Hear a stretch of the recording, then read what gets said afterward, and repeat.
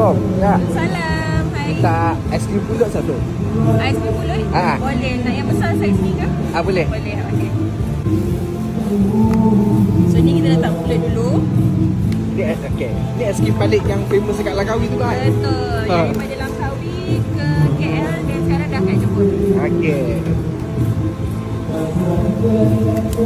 Hari ni kita vanilla dengan keladi. So perisa ada 3. Ada pandan, ada strawberry.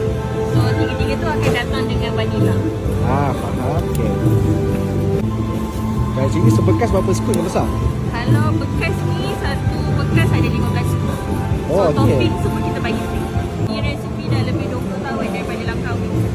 Okey. So siapa yang rindu aiskrim rasa orang lama boleh datang balik dan cuba. 15 scoop. 15 scoop. Betul. Okey. So topping ada 4. Okey. Free. Kita ada bagi pulut ada kat bawah. Okey tadi okey.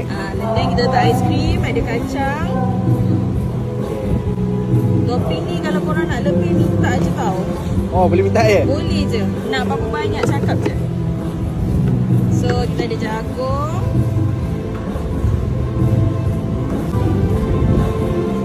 Cukup tak? Push. Okey. Okey, vanilla kan? Ini killer dia.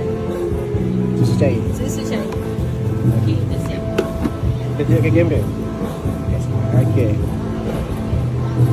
Kalau sini berapa ringgit? Kalau macam ni 14.9 je. RM4 sama. 14.9 je. Kalau kata nak yang kecil sikit, ada. Roti Kecil. pun ada. Okey, nak try roti satu. Roti satu. Oh, roti pun base dengan pulut juga. Pulut juga. Roti pun kita ada letak pulut. Sama juga topping. Kalau roti ni berapa scoop? Kalau roti kita letak 4 scoop. Ini feeling-feeling macam zaman sekolah dulu. Ya, betul.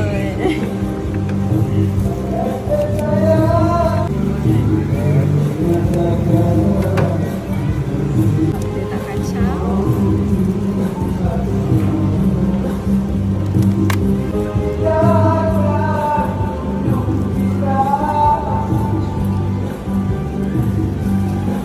Sekali letak susu.